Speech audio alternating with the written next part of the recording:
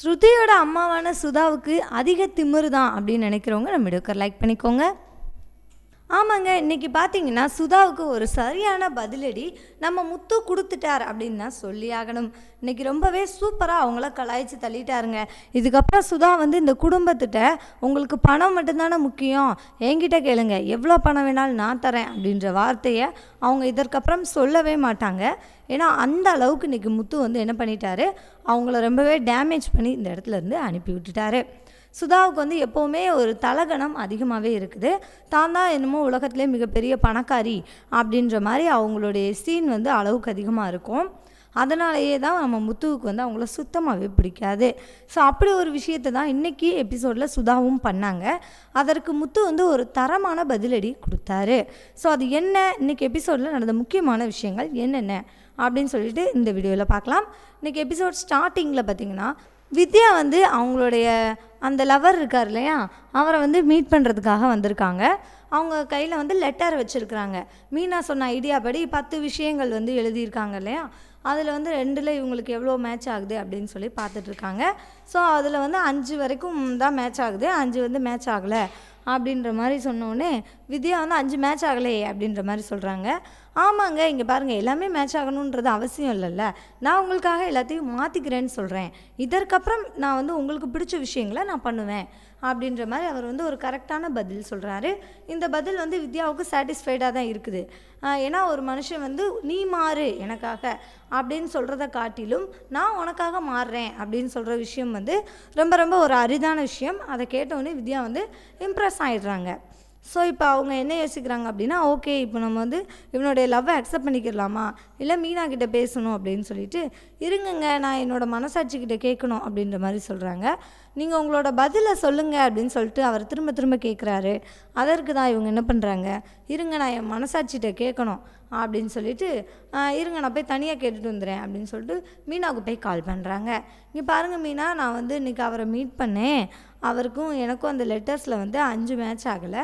அதுக்கு அவர் என்ன சொன்னார் அப்படின்னா, நான் உங்களுக்காக எல்லாத்தையும் மாற்றிக்கிறேன் அப்படின்னு சொல்லியிருக்காரு. இது ரொம்ப ரொம்ப நல்ல விஷயம் தானே, நான் பேசாமல் அவருடைய லவ்வை அக்செப்ட் பண்ணிடட்டா இப்போவே அப்படின்ற மாதிரி கேட்குறாங்க. ஐயோ இருங்க வித்யா, அவசரப்படாதீங்க, நான் என்ன சொல்கிறேன் அப்படின்னா, முதல்ல நீங்கள் பொறுமையாக இருங்க. உங்களுக்கு ஓகே ஓரளவுக்கு மேட்ச் ஆன வரைக்கும் ஓகே தான். இப்போ அவரே உங்ககிட்ட லவ்வை சொன்னாலும் கூட நீங்கள் வந்து உடனே அக்செப்ட்லாம் பண்ணாதீங்க, கொஞ்ச நாள் அலைய விடுங்கங்க அப்படின்ற மாதிரி அவங்க சொல்கிறாங்க. ஸோ இப்போ இதற்கு வித்யா வந்து கொஞ்சம் யோசிக்கவும் செய்கிறாங்க. ஐயோ பழையபடியும் பாவம் அவரை வெயிட் பண்ண வைக்கவா அப்படின்ற மாதிரியும் யோசிக்கிறாங்க. பட் மீனா சொல்கிற விஷயம் கரெக்டாக இருக்கும் அப்படின்னு சொல்லிட்டு அவங்க மேலே நம்பிக்கை இருக்கிறதுனால, ஓகே மீனா நான் அப்படியே பண்ணுறேன் அப்படின்னு சொல்லி இப்போ போகிறாங்க. போனதுக்கப்புறம் என்ன பதிலுங்க, நீங்கள் சீக்கிரம் சொல்லுங்கள் அப்படின்ற மாதிரி முருகன் கேட்குறாரு. அதற்கு வித்யா வந்து இல்லை இப்போதைக்கு இல்லை, நான் வந்து யோசிச்சுட்டு சொல்கிறேன் அப்படின்ற மாதிரி அவங்க சொல்கிறாங்க.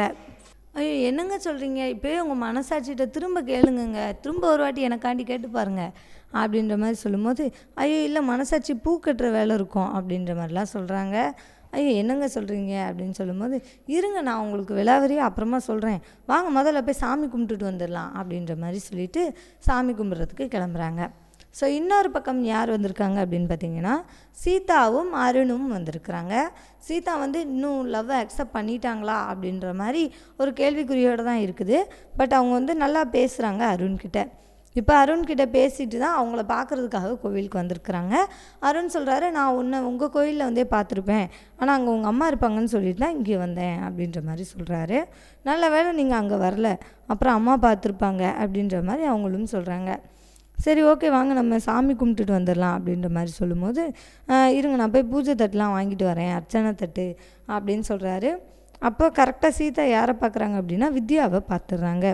வித்யா பார்த்துட்டாங்க அப்படின்னா கண்டிப்பாக மீனா கிட்டே சொல்லிடுவாங்க அப்படின்ற பயம் வந்து நம்ம சீதாவுக்கு இருக்குது.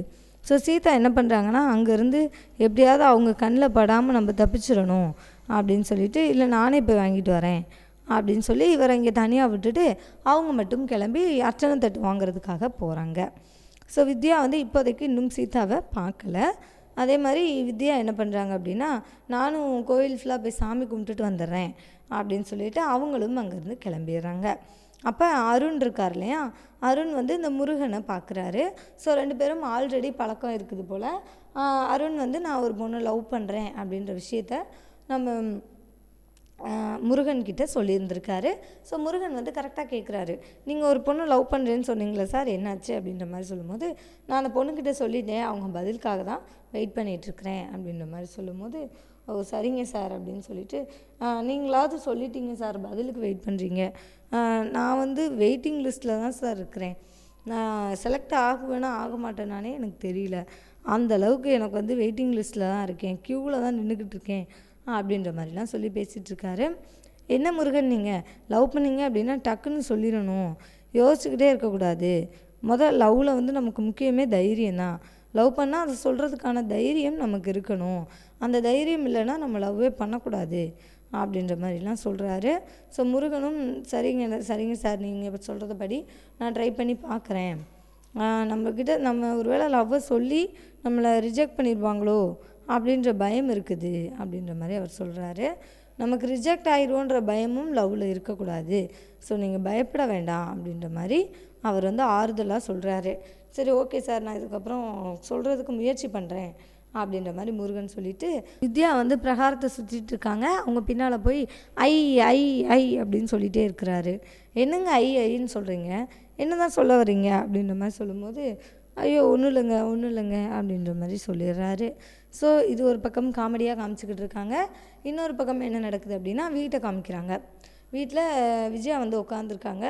அப்போது நம்ம ஸ்ருதியோடைய அம்மாவான சுதா வந்து வீட்டுக்கு வர்றாங்க.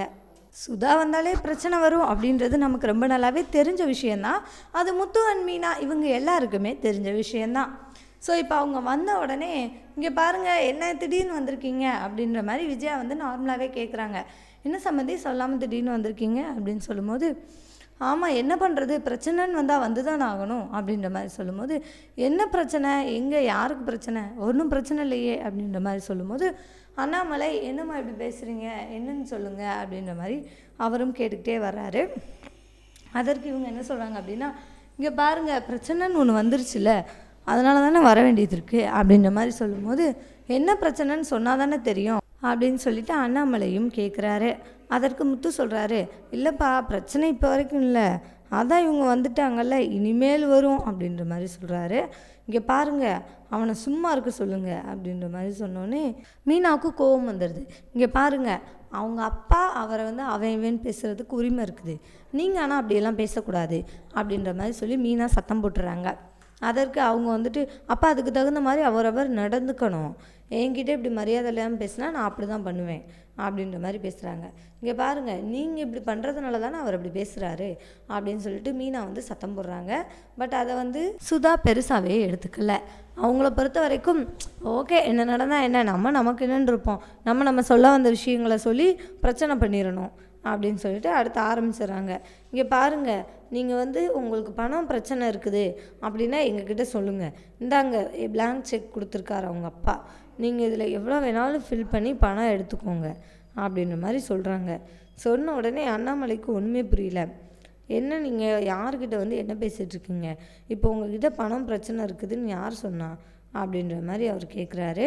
இங்கே பாருங்கள், அதாவது நீங்கள் சொல்லி தான் தெரியணும்னு அவசியம் இல்லை, எங்கள் பொண்ணு ஆல்ரெடி டப்பிங் வேலைக்கு போகிறதே எங்களுக்கு சுத்தமாக பிடிக்கல, இதில் நீங்கள் அவளை சர்வர் வேலைக்கு வேலை அனுப்புவீங்களா, சர்வர் வேலைக்கு அனுப்பி அதில் தான் நீங்கள் வந்து சாப்பிட்ணுன்னு ஏதாவது விதி இருக்குதா, இல்லை நீங்கள் அப்படி ஒரு நிலைமைக்கு வந்துட்டீங்க அப்படின்னா எங்ககிட்ட சொல்ல வேண்டியதானே, நாங்களே உங்களுக்கு பணம் கொடுத்து ஹெல்ப் பண்ணுவோம், அதை விட்டுட்டு எங்கள் பொண்ணை வந்து இப்படி கீழ்த்தனமான வேலைக்கெலாம் அனுப்பாதீங்க, அவள் எங்கள் வீட்டில் இருக்கும் போது ஒரு குயின் மாதிரி இருந்தா, அவளை வந்து நீங்கள் இப்படி பண்ணுறீங்க, அவள் வந்து இளவரசி மாதிரி வளர்ந்தா, அப்படியா இப்படியான்னு சொல்லிட்டு சுதா வந்து வாய்க்கு வந்தபடி எல்லாம் பேசுகிறாங்க. இன்றைக்கி ஹோட்டலில் என்னுடைய பொண்ணை நான் வந்து சர்வர் வேலையில் பார்க்கும்போது எனக்கு எவ்வளோ மனசுக்கு வேதனையாக இருந்ததுன்னு எனக்கு மட்டும்தான் தெரியும். அதனால் நீங்கள் தயவு பண்ணி என்ன பண்ணிடுங்க, உங்களுக்கு தேவையான பணத்தை எடுத்துக்கோங்க, ஆனால் என் பொண்ணு வேலைக்கு போகக்கூடாது, அதுக்கு நீங்கள் என்ன பண்ணணுமோ அதை மட்டும் பண்ணிடுங்க அப்படின்ற மாதிரி சொல்கிறாங்க. இங்கே பாருங்கள், உங்கள் பொண்ணு நாங்கள் வேலைக்கு போக சொல்லலை, உங்கள் பொண்ணாவே தான் வேலைக்கு போகிறாங்க, அவங்கள வந்து நாங்கள் இது வரைக்கும் அந்த பொண்ணுடைய சம்பளத்தை நாங்கள் கேட்டது கூட கிடையாது, எங்கள் பையங்க எங்களுக்கு வேலை பார்த்து கொடுக்குறாங்க வீட்டுக்குன்னு, ஆனால் உங்கள் பொண்ணுக்கிட்ட இருந்தோ எந்த மருமகிட்ட இருந்தமோ நாங்கள் எதுவுமே வாங்குறது கிடையாது, அவங்களா வீட்டுக்குன்னு பார்த்து கொஞ்சம் செய்கிறாங்க அவ்வளோதான், அதுவும் கூட நாங்கள் கேட்குறதில்ல, அவங்களா செய்கிறது மட்டும்தான், அதனால் நீங்கள் பாட்டுக்கு வாய்க்கு வந்தபடியெல்லாம் பேசாதீங்க, உங்களுக்கு தெரிஞ்சால் பேசணும் அப்படின்ற மாதிரி அண்ணாமலை சொல்கிறாரு. இருந்தாலும் சுதா வந்து ஏற்றுக்கிற மாதிரியே இல்லை. இல்லை உங்களுக்கு கஷ்டம்னா சொல்லியிருக்க வேண்டியதானே, எதுக்காக என் பொண்ணை கஷ்டப்படுத்துறீங்க, எதுக்காக என் பொண்ணை வேலைக்கு அனுப்புறீங்க, அப்படியா இப்படியான்னு சொன்னதையே லூசு மாதிரி சொல்லிக்கிட்டே இருக்காங்க. இப்போ முத்து பயங்கரமாக கடுப்பாயிடுறாரு. திரும்ப திரும்ப உங்களுக்கு வந்து பணம் தானே முக்கியம், பணம் தானே முக்கியம்னு சொல்கிறாங்க. அப்போ முத்து எதிர்த்து பேசவும் செய்கிறாரு. நீங்கள் பாருங்கள், எங்கள் அப்பா என்றைக்காவது பலகுரல்கிட்ட பணத்தை கேட்டிருக்காரா, நீங்கள் பாட்டுக்கு எல்லாம் தெரிஞ்ச மாதிரி தயவு பண்ணி பேசக்கூடாது அப்படின்னு சொல்லிட்டு அவர் திரும்ப திரும்ப சொல்கிறாரு. ஆனாலும் அவங்க ஏற்றுக்கிறல. இப்போ அதனால் என்ன நடக்குது அப்படின்னா, முத்து வந்துட்டு சரி ஓகே இது சரிப்பட்டு வராது அப்படின்னு சொல்லிட்டு அவர் ஒரு விஷயம் பண்ணலாம் அப்படின்னு சொல்லி, இப்போ என்ன உங்களுக்கு பணம் தானே வாங்கிக்கணும், கொடுங்க செக்கை, நான் பணம் வாங்கிக்கிறேன் அப்படின்ற மாதிரி சொல்லிட்டு செக்கை வாங்கிடுறாரு. உடனே எல்லாருக்கும் அதிர்ச்சி, என்னடா இது முத்து செக்கை வாங்கிட்டாரே, எப்படி பணத்தை வாங்குவார், அவரும் வந்துட்டு நேர்மையாக இருக்கணும், பணம் வாங்கக்கூடாதுன்னு நினைக்கிற ஆள் தானே, இப்போ என்ன புதுசாக இப்படி பணத்தை வாங்குறாரு அப்படின்னு சொல்லிட்டு எல்லாருக்கும் ஒரே யோசனை. உடனே இப்போ அவர் என்ன பண்ணுறாரு அப்படின்னா, செக்கை எடுத்து மேலே வைக்கிறாரு, வச்சுட்டு பேனாவை எடுத்து எழுத ஆரம்பிக்கிறாரு. மனோஜும் ரோகிணியும் பின்னாலே போயிட்டாங்க. ஒருவேளை இதுலேருந்து பணத்தை வாங்கிட்டு அவர் வச்சுக்குவாரோ அப்படின்னு சொல்லிட்டு பணம்னு சொன்னோடனே நம்ம மனோஜ் நாக்க தொங்கப்பட்டு பின்னாலேயே போயிடுறாரு. பின்னாலே போயிட்டு, டேய் என்னடா பணம், எவ்வளோடா எழுத போகிற அப்படின்னு சொல்லிட்டு பார்த்துக்கிட்டே இருக்காரு. அவர் ஃபில் பண்ணுறாரு. 5000 அப்படின்னு போட்டிருக்காரு. என்னது 5000மா, மொதல் 500ரூவா போட்டிருந்தாரு, 500ஆ, 5000மா, அடுத்து இன்னொரு சைவர் போடுறாரு, 50000மா அப்படின்னு சொல்கிறாரு. அடுத்து இன்னொரு சைவர் 5 லட்சமா அப்படின்னு சொல்லி போடுறாரு. அடுத்து இன்னொரு சைவர் போடுறாரு, 50 லட்சமா அப்படின்னு சொல்லி பார்க்குறாரு. அடுத்து இன்னொரு சைவர் போடுறாரு, 5 கோடியா அப்படின்னு சொல்லும்போது இங்கே சுதாவோட முகம் அப்படியே மாறிக்கிட்டே இருக்குது. என்னடா இது, நம்ம இப்படி ஒரு பதிலடி எதிர்பார்க்கவே இல்லையே, இவன் ஒரு சரியான கிரிமினலாக தான் இருக்கான் அப்படின்னு சொல்லிட்டு யோசிக்கிறாங்க. இப்போ இவங்களுக்கு என்ன தோணுது அப்படின்னா, ஆமாம் இப்படிப்பட்ட ஆளுங்களுக்கு நம்ம வந்து இப்படி தானே பண்ணணும் அப்படின்னு சொல்லிட்டு இவங்களும் ஒரு பக்கம் யோசித்து தான் இந்த விஷயங்கள்லாம் பண்ணிக்கிட்டு இருக்காங்க. ஸோ இப்போ சுதா நினச்ச மாதிரியே அவங்களுக்கு என்ன ஆகுது அப்படின்னா, 5 கோடி அப்படின்னு சொல்லி எழுதிடுறாரு. அதுக்கப்புறம் 50 கோடி அப்படின்னு சொல்லி எழுதுறாரு. அதற்கப்புறம் 500 கோடியா அப்படின்னு சொல்லும்போது மனோஜே வாயில் கையை வச்சிட்டாருன்னா பார்த்துக்கோங்களேன். அந்தளவுக்கு இன்றைக்கி முத்து வந்து நம்ம சுதாவை மரண கலாய்ச்சி விட்டாரு. ஸோ இதுக்கப்புறம் வந்துட்டு அண்ணாமலையோட வீட்டுக்கு செக் எடுத்துகிட்டு பிளாங்க் செக் இந்தாங்க, இதில் எவ்வளோ வேணாலும் ஃபில் பண்ணிக்கோங்க அப்படின்னு சொல்லிட்டு அவங்க வரவே மாட்டாங்க. அது நமக்கு ரொம்ப நல்லாவே தெரிஞ்சு போச்சுங்க. ஏன்னா இதற்கப்புறம் யார் வருவா, இந்தளவுக்கு ஒரு தரமான பதிலடி யாருமே கொடுத்துருக்க முடியாது. முத்து வந்து ரொம்பவே கிளியராக யோசித்து இந்த வேலையை பண்ணிட்டாரு. ஸோ இப்போ அவர் என்ன பண்ணுறாரு அப்படின்னா, இப்போது இந்த செக்கை பேங்க்குக்கு எடுத்துகிட்டு போனோம் அப்படின்னா எப்படி கேஷாக கொடுப்பாங்களா, எப்படி தருவாங்க அப்படின்ற மாதிரி சொல்லும்போது ரோஹிணி சொல்கிறாங்க, ஐயோ இங்கே பாருங்கள், இவ்வளோ பணத்தெலாம் நீங்கள் கேஷாக கலெக்ட் பண்ணணுன்னா நீங்கள் வந்து ஹெட் ஆஃபீஸ்க்கு தான் போகணும் அப்படின்ற மாதிரி சொல்கிறாங்க. சரி ஓகே, உடனே ஹெட் ஆஃபீஸ்க்கு போயிட வேண்டியதான், போய் பணத்தை கலெக்ட் பண்ணிவிட்டு வந்துடுவோம் அப்படின்ற மாதிரி சொல்லிவிட்டு ஹெட் ஆஃபீஸ்க்கே கிளம்ப ஆரம்பிச்சிட்டாரு. இப்போது சுதாவுக்கு நடுக்கம் கொடுத்துருச்சு.